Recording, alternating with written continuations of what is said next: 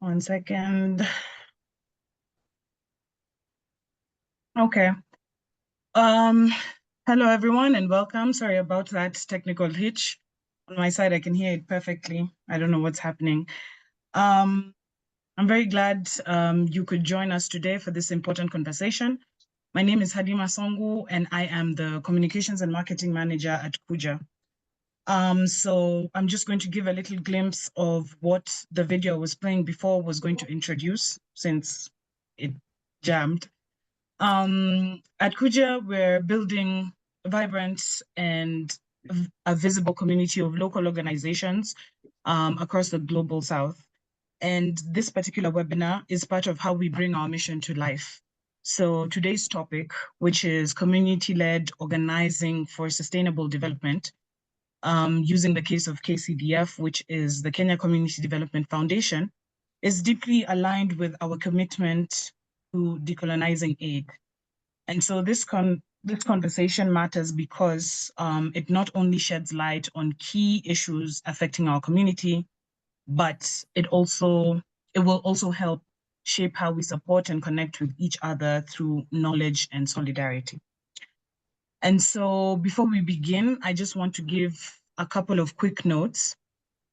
If you'd like to follow along in another language, so the languages that are available today are Spanish and French live translation.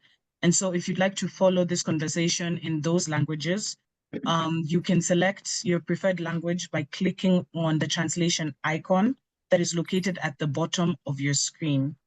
I'm going to share this in writing as well so that you're able to locate it. And all you have to do is select the language of choice that you would like. The second pointer is please take time to introduce yourself in the chat. Tell us who you are, where you're joining from, the work that you do.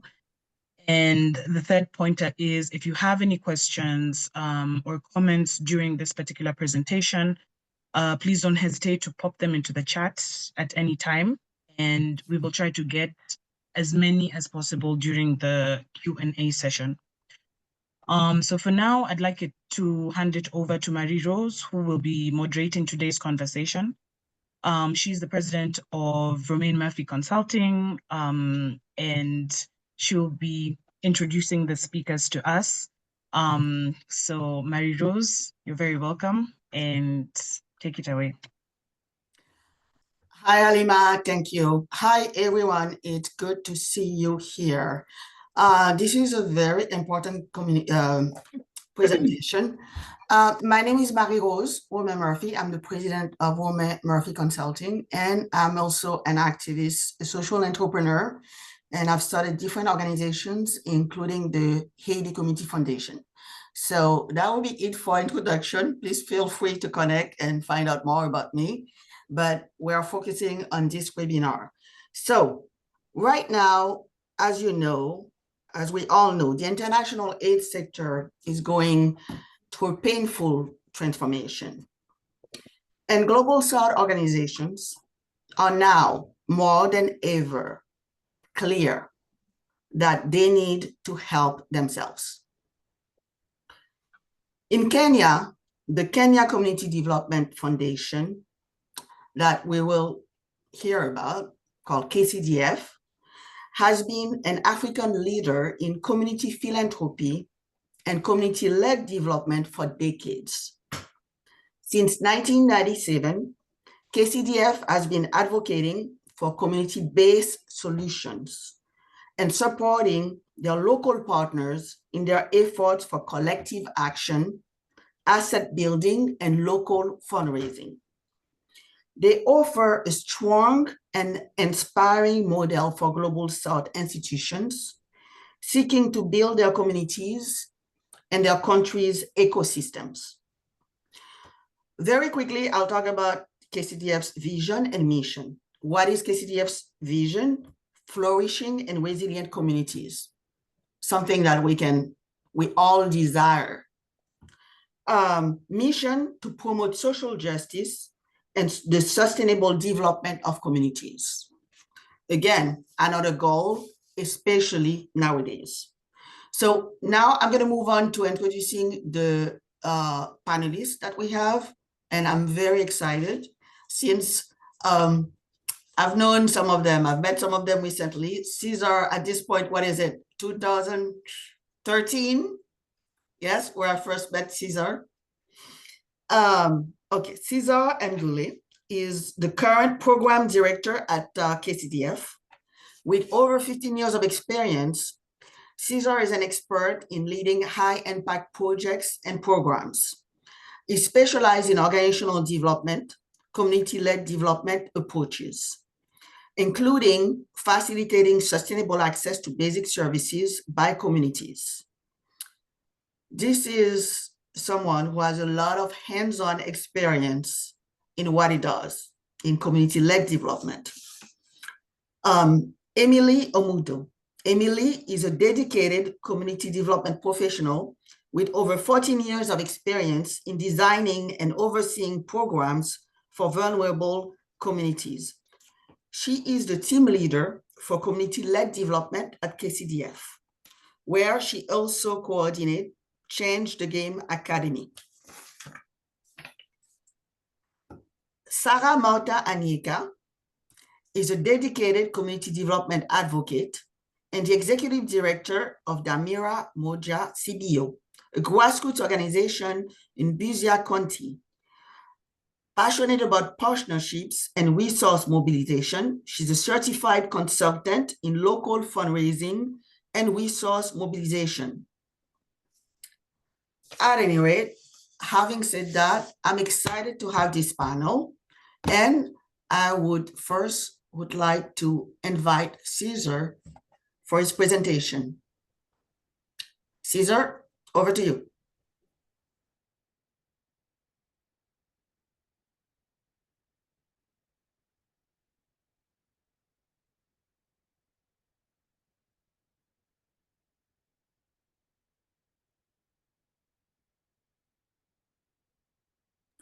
Thank you very much for such a good introduction, Marie-Rose.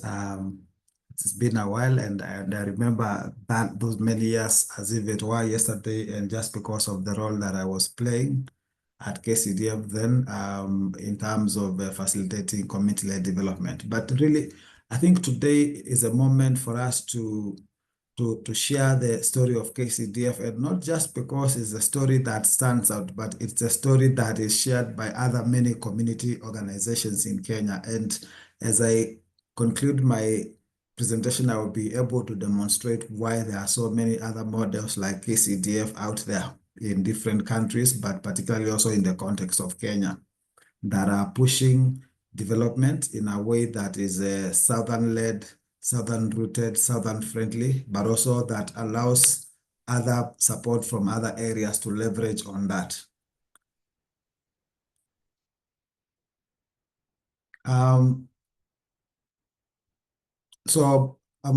I think we've already heard that really, as an organization, KCDF, we are convinced that we represent a new order. We represent a transformative approach to how community development is done, a development that emphasizes local ownership and sustainable practices. And of course, we were established in 1997, and we've gone through a journey of success, a journey of mistakes, but always learning from our experiences, being able to stand up, dust ourselves, and ensure that we are forever applying continuous improvement, so that then we can realize our vision and our mission. But then this journey did not start from nothingness. And when KCDF was starting the conversations before we were registered in 1997, like any other community, in many communities that I visit, you find ordinary community members coming together to begin thinking of an idea. And in this case, it was actually around 6 individuals, some of them coming from the corporate sector, some of them coming from the development sector, but people who had grown in the sector, people who had progressed very well in their careers, and people who had also been exposed to what was happening in other countries. And I always give the example of what was happening in India. India was also going through a period of economic growth, and a lot of funders were pulling out. And so in this particular conversation, some of the worries was that a time would come very soon when development from the global north and from other parts of the world would begin declining. But then the question was, what would happen to community organizing, to the ability of communities to exist, to exchange, to share, and to solidarity in communities, the ability for one person to uplift another person who might be going through challenges. And so some of the things and some of the concerns that they had at that time were concerns like, did we have, at that particular time, who had the control, who had the say of money that was coming in? And you realize that most of the time, it still happens today, but there's a lot of response to calls for proposal. Of course, there's nothing wrong with calls for proposal because sometimes it gives structure, but it is also a vehicle that can also make organizations follow the money and not necessarily what they want to do. So that was one of the biggest challenges. But they were also not, then there was a lot of dependency where people would come, determine that in community X, you need toilets or you need this particular intervention. But then they did not just look at it from a perspective of challenges, but also what were some of the possible solutions. And they could see that there was an emerging people who were educated, there was an emerging business class, there was an emerging awareness. And so the question was, how can we begin a community organization that would, first of all, be owned, run, resourced by ordinary Kenyans? And so that's how they actually, when you listen to some of the publications in the past, they say they had to retain three names. So there had to be the name community, there had to be the name Kenya, and there had to be the name development. Of course, Kenya to just mean that is where it would all begin. Then, of course, one of the things was then how do you then ensure that you have control of resources?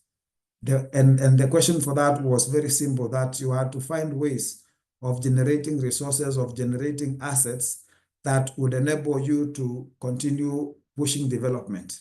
But then you can never, one of the arguments of the first ED that I've had the privilege of listening to was that you cannot have a conversation about development and resourcing development at the exclusion of those same communities.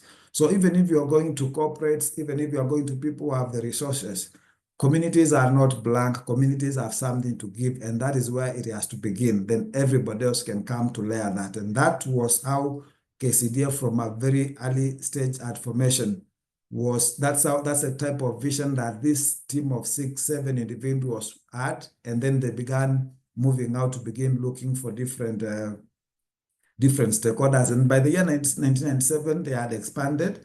They had formed themselves into an advisory council. And then they began, and you can see in my presentation, the black and white, it was a mix of everyone, because now the team has expanded. They began to attract support from outside, but also from within the country.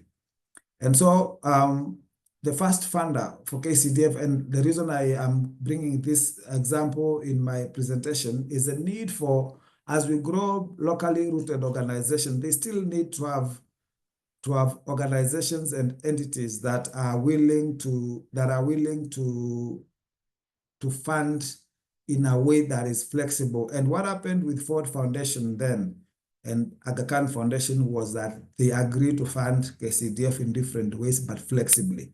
That the steering committee and the initial staff members, who were a group around 3 or 4, had an unrestricted funding in 1997. Can you imagine that? And that, for me, I think is what set KCDF for what it is today, because they were able to put very good system. They were able to put a very robust governance structure. They were able to ensure that they attracted the right staff at the right time based on what they wanted and what was the vision. Of course, that did not last forever. So we still had to fundraise as an organization, and it's been a mix of unrestricted and restricted funding. But the ability of different funders to really come and say, we are giving you money, we are investing in you as an organization, then that has a potential to open more doors than than just around the particular issue that you want to address. I think one of the things and one of the support that we got, people will want to focus on programs and projects. But can you imagine in 1997, Aga Khan Foundation agreed to give us an office space for free. And so while everybody else was struggling to look for rent, the team could focus on other things. And so these are some of the things that if you want an organization to really get rooted, then these are some of the things that enable people to focus on the real things so that you are not running after rent and administrative support at a very early stage. I want to talk also about our philosophy, which has also continued to then build from or build and span off from what I presented earlier. And one of it is shifting power to community. So one of the things that they used to say at the beginning was that, and there's a book that has been written called Funders Ourselves or Donors Ourselves. And when you look at the description of how KCDF was describing ourselves, it was not KCDF, the organization, but it was the community of KCDF. It was the ordinary community person.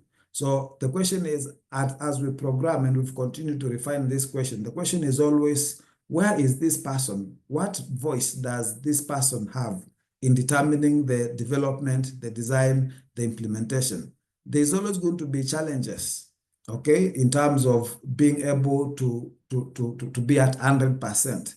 But as KCDF as an organization, we must always answer that question, whether it is through co-creation, whether it is through grant matching, and my colleague Emily will talk about that.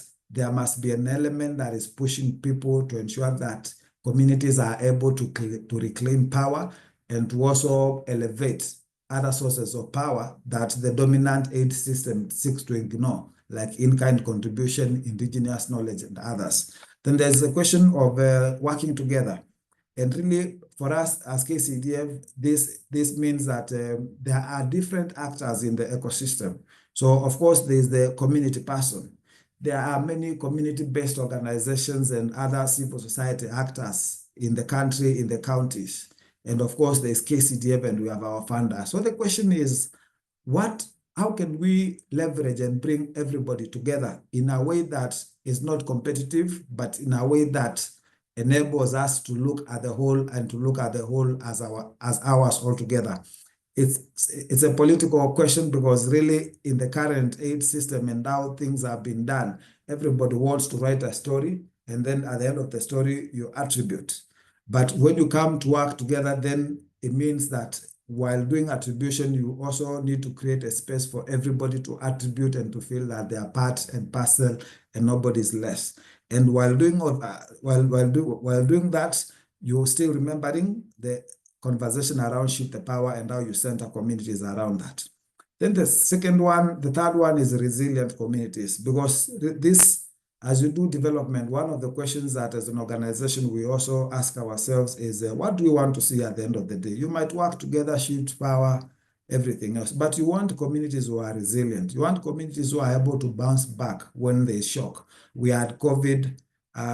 What happens? How do you program in a way that when people experience those shocks, they're able to bounce back? There's a question of climate change.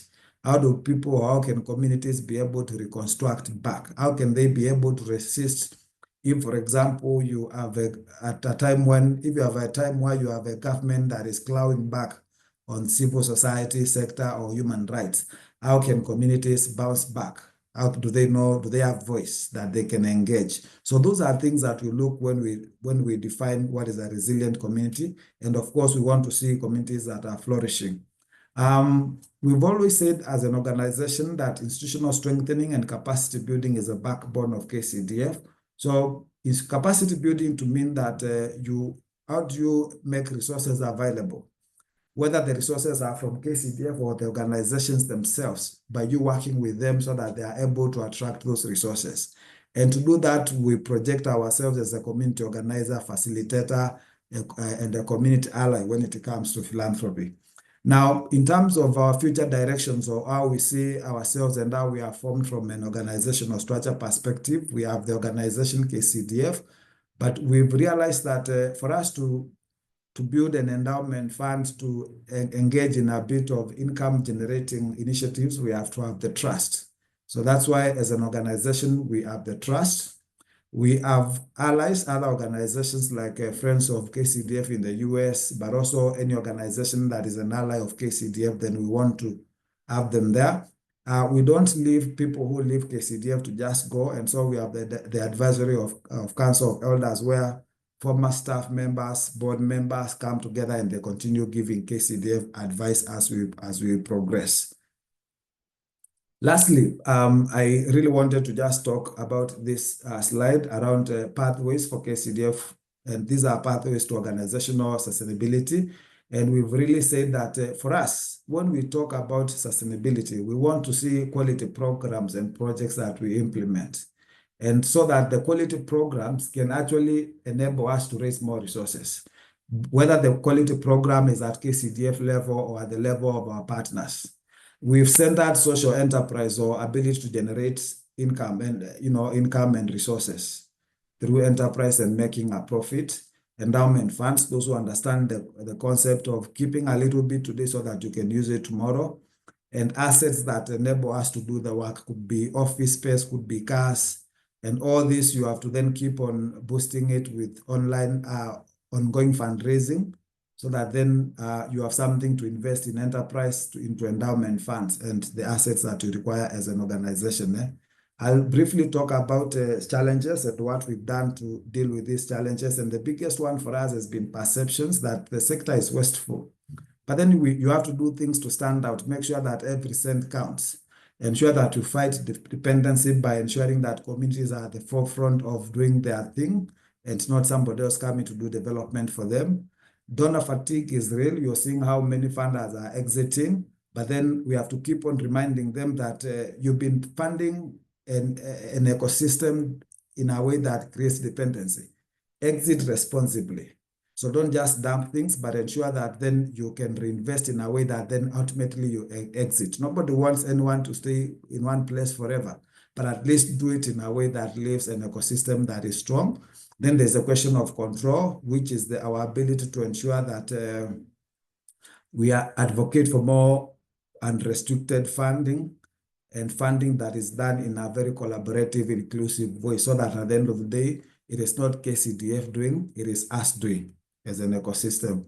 So really, I think I can wrap it at that, so that then, so that then we can build on that story. Thank you. Thank you, Cesar. I mean, one of the things that I thought was fantastic I think in 2012, Janet Mariou came to Haiti, and we had different people from different community foundations to talk about the models. And the model that resonated the most was KCDF's models. And that's how we ended up in 2013. Our group met with KCDF, and that was very, that was amazing. That was really amazing in terms of what we saw. And you were our contact person. Yes. So very quickly, some of the things that I want to talk about and stress. First of all, thank you very much your presentation just captured so much. But you talked about the importance of seed funding and patient equity. Okay, Aga Khan, Ford really sort of supported the organization while it was building a strong government. So this is a deep community investment. You have champions that step up to the plate. The other piece that I think Emily is going to talk about is local resource development, something that's usually missing in the standard. I don't want to make it, general, but in so many ways, the global North capacity buildings programs, you don't really find a lot of programs that are focused on local capacity building when it comes to fundraising. Okay. And then, so one thing that I'd love to, if we have time later, is for you to talk about KCDF's impact on local, regional, African, and international circles. You have done an amazing job over the years developing philanthropy, promoting community-led and participatory development. I mean, you're a model. So now, Emily, can you please, over to you as you talk about some of the projects and what you work on. Thank you. Thank you, Cesar. Thank you. Thank you very much, Marie-Rose. Every time we engage, I can't help to notice the passion and the commitment and the journey that you have kept following in terms of what KCDF does, and that is really, really insightful. So in terms of the work that we do, right now we are working around 3 key strategic areas, and we are looking at community-led development, we are looking at entrenching philanthropy, and we are looking at enabling environment. And largely our work is community-centered in the sense that we prioritize communities taking lead in terms of prioritizing the issues that they have, prioritizing the solutions that they propose, so that we come in to support and to enhance and to enable them to be able to continue being at the lead. So all our work, the emphasis is on community-centeredness. And transparency and accountability then helps to enhance trust. And what are some of the things that we do to enhance trust in our engagement with our community partners? It is around transparency around the calls that we have, transparency around communication, feedback, being able to give feedback to our community partners, not only one-sided. We also look to integrate capacity strengthening in our programming, in the sense that when we work with a partner, we not only look at delivery of that particular intervention that they are doing, but we are also more importantly focused on supporting this partner to be able to reflect in terms of what are their systems, what are some of the things that are working for them, what are their attitudes, how can they innovate around their solutions, how can they continue to build trust even in their communities, and what are the capabilities that they have that they can strengthen, and what opportunities do they have to become better, so that it is not just about a successful implementation of a project, but an organization getting stronger in terms of their systems, getting more transparent, building more goodwill and a social capital in the communities that they work in. And so that then helps us to focus on sustainability and systemic change, because then when you have this partner looking at their systems, then they are able to live longer and be able to continue doing what they do. We really appreciate partnerships and collaboration. And Marie-Rose, you are talking about probably even our engagement in different platforms. For example, we engage across different levels, national, global, county levels. And this is really appreciating that as KCDF, we can leverage on so many expertise, on so many partnerships, and be able to bring more resources for community development.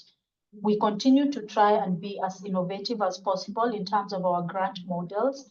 And one of the grant models that we use is that of grant matching.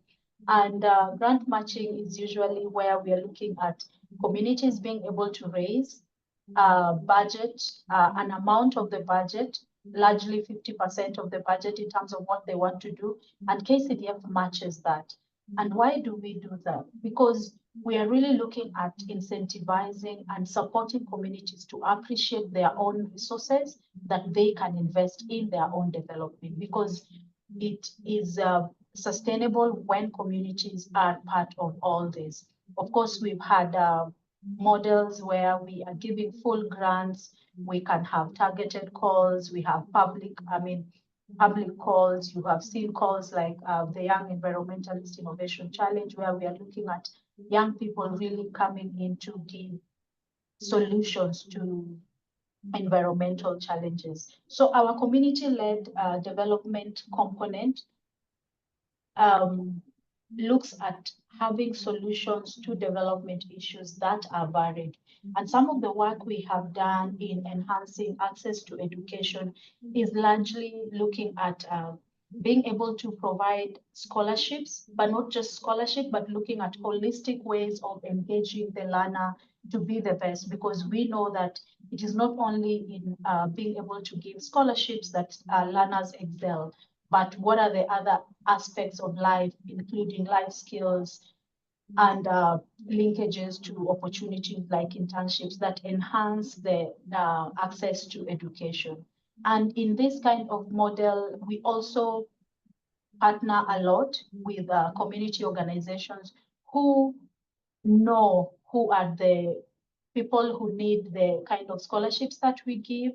Then they are able to identify, they live with them, they work with them, they are able to access them. So the partners come in really to support a lot in terms of identification, in terms of journeying and supporting the learners.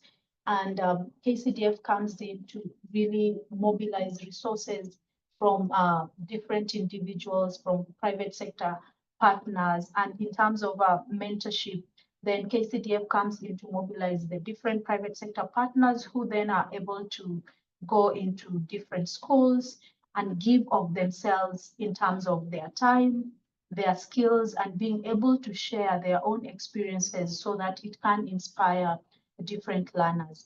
This particular model really gives corporate partners opportunities to give back and to align the kind of impact that they want to, especially if it is aligned to education. And when I spoke about capacity strengthening, we look at capacity strengthening from the angle of not one shoe fitting for all, but each organization looking at areas that they need to strengthen. And it starts all the way from the point of engagement where we, together with the partner, are able to look at what are your capacity needs. What is it that you are currently doing that is excelling? What is it that you can enhance? And out of that, then organizations are able to come up with capacity improvement plans, which then they are able to take different initiatives. Some of the initiatives that we take to contribute to this capacity strengthening is around organizing trainings. And lately, we have really leveraged in terms of technology, because then it has enabled us to reach more more organizations, and we can do this then in phased periods. And for example, we have one program with Zesha that has been offering trainings in different sessions and looking at different capability areas for organizations. And so organizations can send in the right people from the different departments to be able to listen in, to engage, and to interact. The other aspect around capability strengthening is where we're also looking at Change the Game Academy, and really with the belief that being able to mobilize resources locally is something very key. And we do this through this program that we started 10 years ago. By the way, we are celebrating 10 years with Change the Game Academy, 10 years of impact. And some of the impact has been around realization that there is a lot of resources amongst us locally that we can leverage, cash and in-kind expertise in different ways. So we come in to support organizations to see that possibility. I talked about leveraging technology, and one of the other components we look at how to help organizations to improve their proficiency to access technological products at very subsidized prices. And this goes into, of course, our partnership with TechSoup. So briefly, let me speak about entrenching philanthropy, where the matching grant really come in very handy to help communities realize their potential about being able to raise resources locally and to use them towards their own development. There has been a lot of work going into supporting community foundations to get organized, in that many more community foundations can come in to be able to mobilize resources for development of their communities. really being able to influence the ecosystem, the philanthropy ecosystem, sharing our experiences in different platforms in the Kenya Philanthropy Forum, Africa Philanthropy Forum, the different other forums and networks, so that we are able to share our story about philanthropy and learn from others in terms of what they are doing in philanthropy, just to advance the theme. In terms of engagement of citizens through communities of practice, I'll talk about that shortly, and also to show how related it is to in terms of influencing legislation. And of course, resource diversification, which is very key. And so part of our work in terms of community foundations is really to support organizations to think, what are some of the opportunities you have to build sustainable kind of resources that can continue to support your work even in the adversity of times, that you have social enterprises that can give you income that can advance your work. And some of the things that are usually very interesting is how communities take up mobilizing resources locally and just looking at different strategies that they can use for as long as they are able to raise resources, because then the stakeholders and the space is large and enough to really support the communities to engage different platforms, different alumni, crowdfunding, having teams in the supermarket. So really just being creative and looking at what works for them. And the beauty is they actually succeed. I also want to talk about how we engage corporate partners as well to bring in resources that then can match community efforts. Because KCDF, we have been glad to be supported by WorldGaze to have a contribution towards matching grant. But also the demand continues to increase. And so to do this, we have been innovative to engage with our corporate partners in the country and to be able to share with them some of the work that different communities are doing. And so they are able to support and match the community interventions that align with their goals. And this has bring in the tripartite kind of matching grants. And we not only engage corporates by conversations, we do different events, we do golf, we do art, just to be able to raise resources that can match, continue to meet this demand. As I conclude, in terms of enabling environment, we can't say enough, but really advocacy and policy influencing at different levels is very key for us. And so we continue to even enhance the engagement of citizens through these different communities of practice, where different CSOs, even those who may not be in the limelight, then can participate at county level and are able to give their thoughts and views in terms of different issues. And as I conclude, can my video be heard?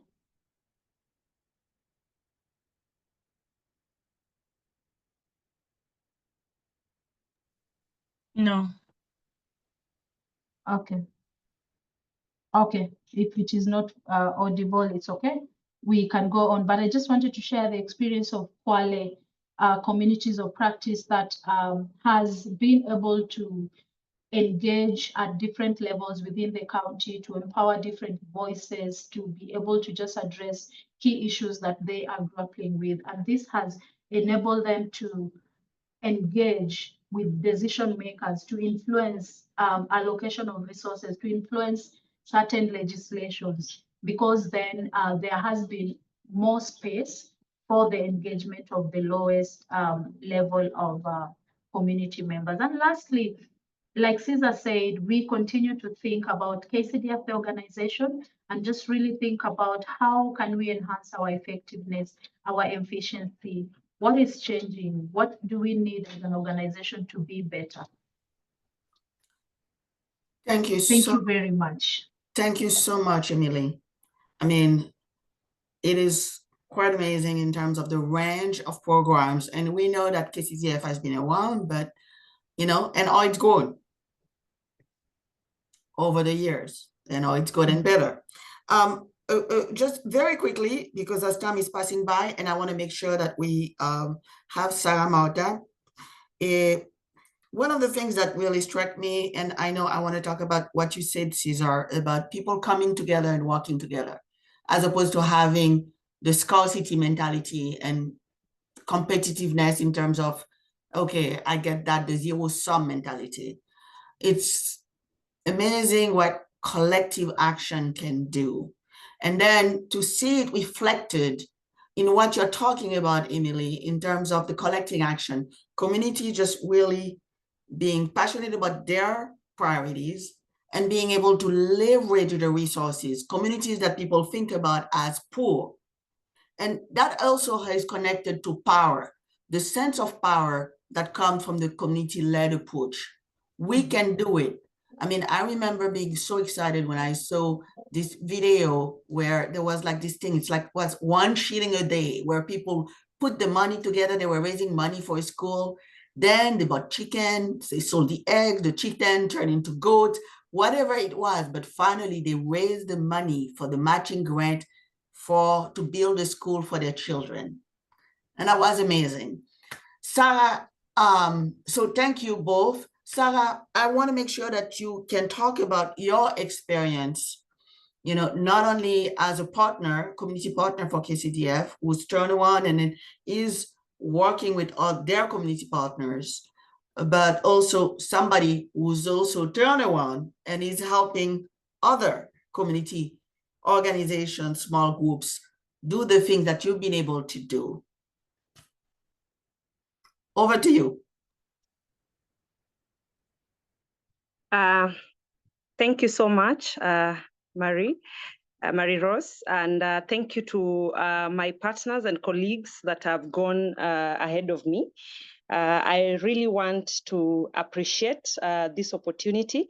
I know as the Miramoja, we are not the only organization that has had to try the different models of community development, but we count ourselves lucky because we got a mentor, we got an organization that held our hand through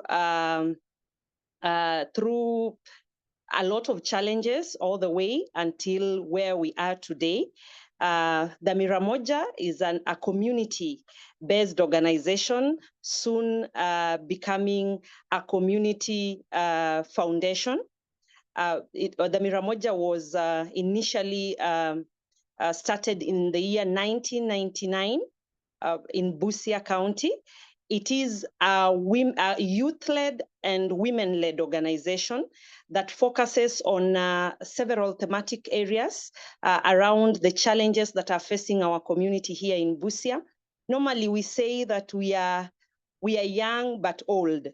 And when people ask us why, we keep telling them, we keep referring to them to our story, the Miramoja story that began way back in 1996, 1997 during the El Nino rains, and how we've just been able to walk through all those years as a youth group that was begun by a group of young men who are passionate about disaster management and could help Kenya Red Cross to evacuate flood victims from Budalangi.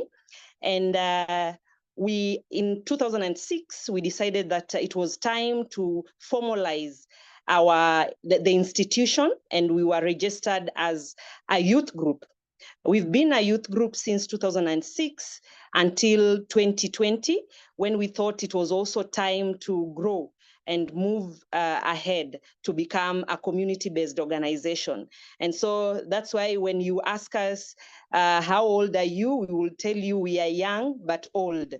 As an organization, we are old, but as a community-based organization, we are young. We've been able to do a lot in the community, working together with so many stakeholders, ranging from development partners all the way to the community. If you look at our story, the first picture was showing where we started from. When we were given this opportunity, we thought we'll just use pictorials to tell our story, because our story is that story of hope, and is a story of resilience, and is a story of where when you are consistent and intentional about what you're doing to the community that you're serving, then you are able to move with the community. You are able to create change or to influence change in the community. We cover quite a number of thematic areas, ranging from education and mentorship. We have health and wellness, advocacy and policy influencing. We have community livelihoods. We have environmental and disaster risk reduction. And lastly, we also are very passionate about creating strong institutional strengthening of the organization. We've worked through with different partners, having started with been supported with Kenya Community Development Foundation, who sometimes we keep referring to them as that mother that held our hand since 2009 to date. They have held our hand in making sure that we grow, in making sure that as an organization, we have the capacity. We have the capacity to create change, to work with other stakeholders in the community, and above all, to mobilize resources that in turn have helped us to shape the story of community organizations being part of the change that we've always wanted to see. So far away from the many challenges that we've been through over the years, one thing has stood out strongly is the resilience and the determination to be a community foundation, which is one of the models that you've heard Emily talk about. We've tried. We not only took seriously the models, the trainings on the different models that KCDF has had, but we came back to our community and we've tried to custom make these models to make sure that they are suiting our situation, they are suiting the needs of our community, and working together with the community, letting the communities lead in even identifying the priorities that they want addressed. And that's why if you look at our slogan, we say investing in communities, because we've tried as hard as possible to make sure that we invest in communities. So over the years, I know we have some organizations that are grassroots organizations that are audiences on this webinar, and you are wondering, how do we actualize what the development partners are doing, or how do we then domesticate that to make sure that we are resilient, we are sustainable?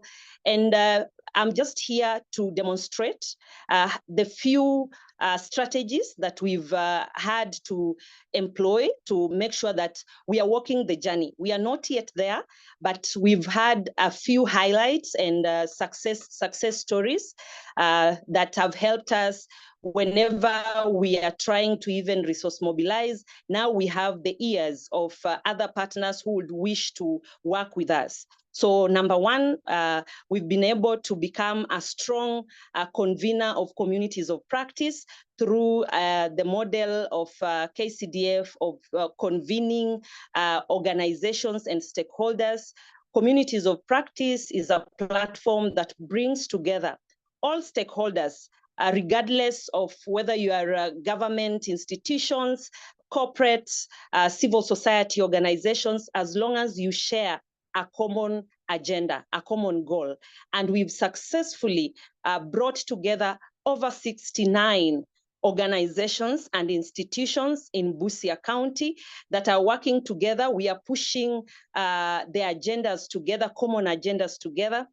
We've been able to come out strongly by speaking one voice, especially when it comes to issues of good governance, leadership and good governance, in terms of pushing for the right policies for our community, pushing our duty bearers, or having conversations with our duty duty bearers, and being able to present to them the issues that are facing our communities, and also just suggesting or recommending possible innovative solutions.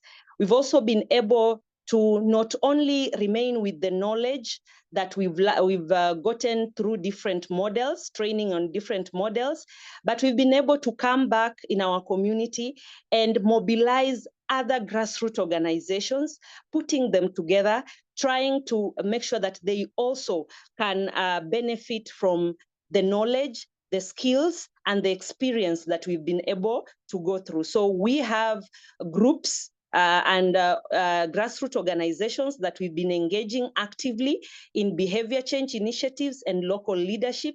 We try to support them in getting the right structures so that they can also have a story to tell in terms of their journey.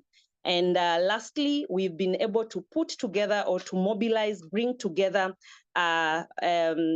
savings and internal lending community groups, especially in disaster-prone areas, which is one of our key thematic areas that we cover, and empowering these communities financially and economically, and making sure that they're empowered economically to be able to also create change, especially targeting gender-based violence survivors in disaster-prone areas. We've also had different models. We've used different models when it comes to resource mobilization. Some of our friends and colleagues, they refer to us as an organization that is really intentional about local resource mobilization. And this has not been possible were it not for the guidance, the training that we've gotten over the years. Since 2016, we were among the pioneer organizations that were taken through went through Change the Game Academy, a model by KCDF and Wildegansen. And from that, we were able to come back to the community, to our community, and try to localize these models, to make them work for us, to make them, to simplify them, so that what we can utilize, we utilize it, and what can't work, we leave it and try something else that can work for us. So over the years, we've been able to grow and utilize some of these strategies, starting with investing in an endowment fund, because this is one of the ways to ensure that an organization is sustainable.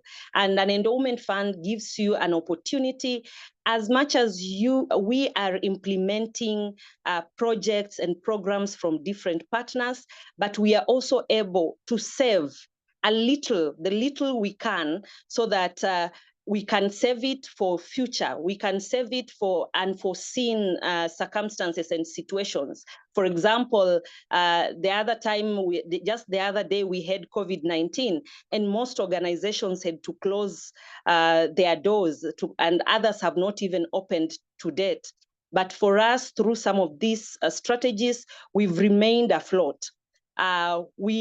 We've also invested in local fundraising, and we talk a lot about local fundraising, and people wonder, most organizations wonder, why invest in local fundraising when you are getting 20 million annually from your donor, an international donor? But we keep telling them that the donor funding space is shrinking at a very fast rate. And we need to come back and ask ourselves, what is available within our space? What is available within? Start from within before going out. We are not saying that we should say no to international donor fund, but we are telling ourselves that we need to diversify our sources of income, to look at resources from 3 categories, that is in cash, in kind, and volunteer time or expertise time. So for us as an organization, this has worked for us because every time we meet a partner, we are not looking at benefiting from this partner from a monetary point. No, if this partner can give us, support us in kind, we come back to the organization and monetize that support and tell ourselves we would have spent this much, but because of this partner, we've been able to make that saving.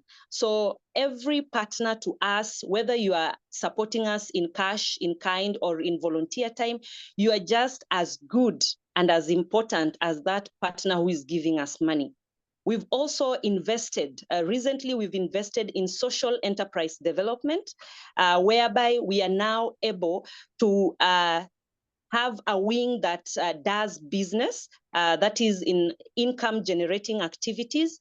Most of our beneficiaries are youths, and youth and unemployment is a crisis in the country. And so we've taken that opportunity to train the youth, the young people in skills, ranging from artisan skills to soft skills, to entrepreneurship, to making sure that we even match other youths to master craftsmen and women, so that they can learn a skill. Through these skills, they can be able to make a living for themselves.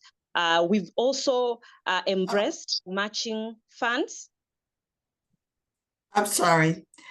I think I really want to thank you, and I hate to interrupt, except that we're trying to, if you can wrap up very quickly, Saramota, that would be wonderful, because there are a couple of questions that I want to make sure are answered. Okay. So those are, thank you so much, Marie-Rose. Just to get to the final bit.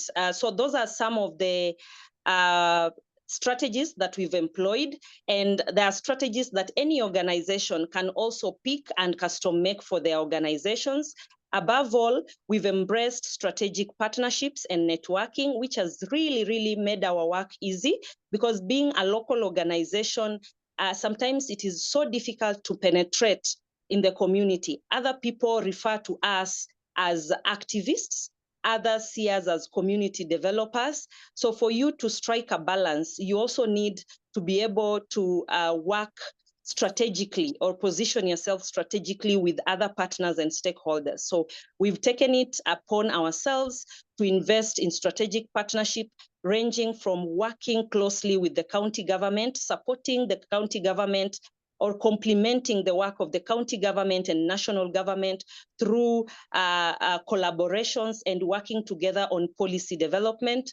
We've embraced working with corporates, which support us in kind, in cash, and in time, and also the community that we serve, together with the other colleagues from different civil society organizations. And this has made our story stand out. Thank you. Thank you so much. Thank you so much, Saramota, and thank you to everyone. I just want to sort of like stress something that you said in terms of all of you come along. I mean, first of all, I love the idea of being young and old. So much for wisdom. And the other piece that I saw, it's about, you talked about different strategies and how you've come along, and the importance of mentorship, which you've received, but you're also giving. Then, so there is something about what goes around comes around, just continuing the cycle of giving and taking, and the give and take. The other piece is the cookie cutter doesn't work. The cookie cutter doesn't work. I mean, what I think is clear is that people have to figure out what works for them in different communities. And, you can talk about different strategies and everything else, but it works.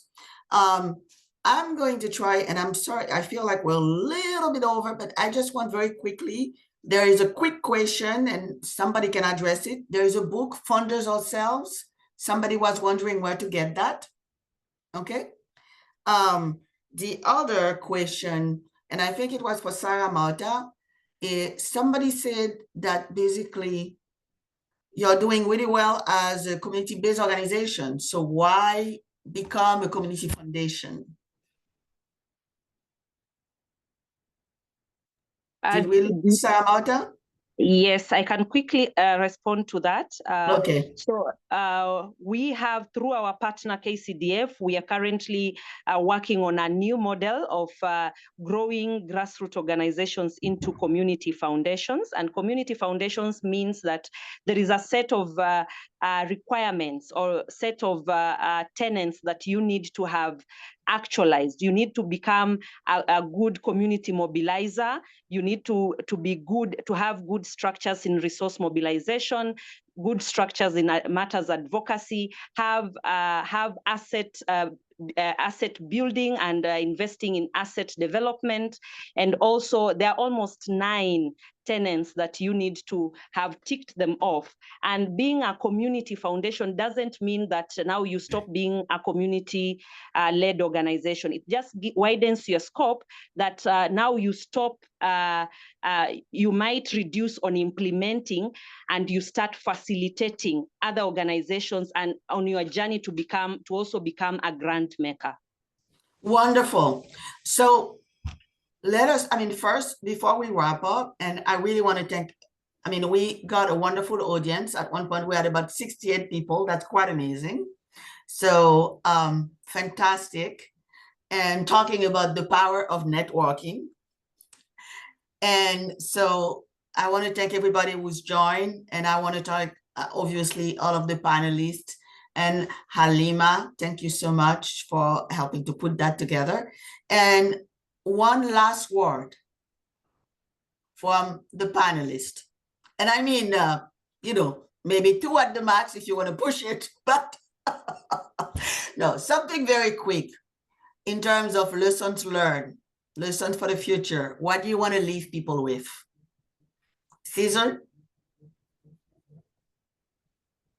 I think I've always believed that the story of KCDF is a story characterized by people coming together, organizing, and opening the space for others. I've seen the story replicated by what Saramada they are doing in other organizations across the globe. Is to encourage people that there is power. There is power in organizing, that the Global South, we have a lot of potential to. In another 50 years, the world is going to be different, but it is going to be as different as the small steps that we are making today.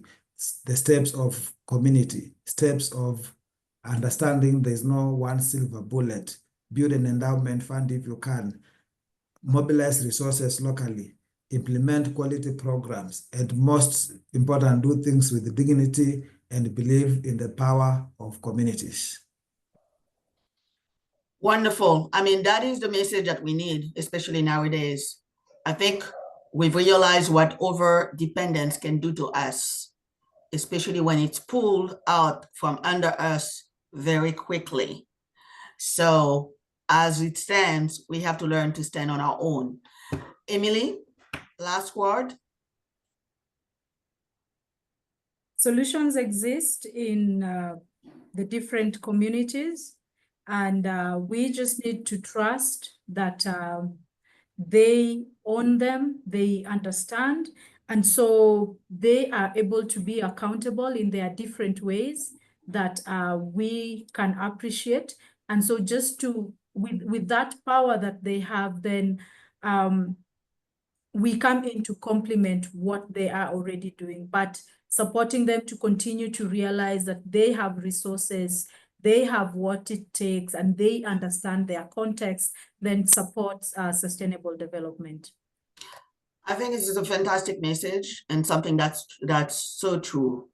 Communities have to unlearn this sense of powerlessness and realize that they have the power, especially if they come together to change their destiny. Sarah Marta.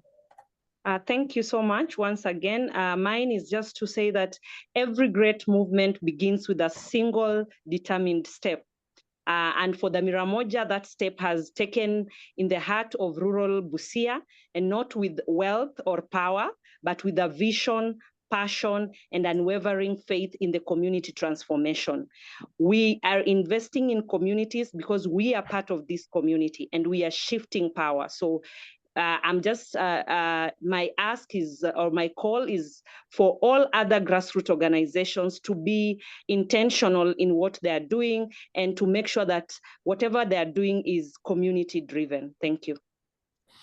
Thank you so much. Alima, do you want to close? A lot of people are asking, how can they join these webinars? And they feel like they've learned a lot, which is a tribute to our panelists. Yeah. Okay, so thank you so much for joining us today for this powerful conversation. I think one thing I can say is KCDF's journey is truly a testament what's possible when local actors are trusted, resourced and empowered to lead. So we really, really hope today's session, deepened your understanding of what locally led development can look like in practice. And perhaps it even sparked some ideas for how you or your organization can contribute to, the strengthening of community-driven systems. So I'd really encourage that we continue to have these kind of conversations, build these connections, and most importantly, just invest in our own power. Like now is the time. So just a reminder that Kuja is an online platform that amplifies the work of local organizations and connects them with a global audience. And by joining the Kuja family, you'll gain visibility, resources, and opportunities to engage in rich global conversations just like this one. We have an exciting webinar coming up next week, talking about philanthropy in Latin America. And so if you feel like this is a conversation you would like to indulge in, I have put the link in the chat on where you can register and read more about this particular session that will be happening next week on the 23rd. And finally, we are always open to questions, feedback, ideas for partnership, especially if you're interested in hosting a future webinar or collaborating with Kuja in another way. Just reach out to us via email, which is info@kuja.org. I've also put that in the chat. So yeah, mine is just to say thank you and see you next time. Thank you. Bye-bye. Bye. Thank you. Thank you. Bye-bye. Bye.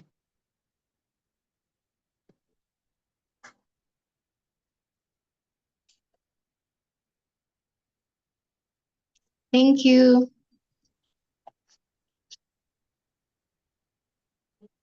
Bye-bye. Thanks. Bye-bye. Thank you.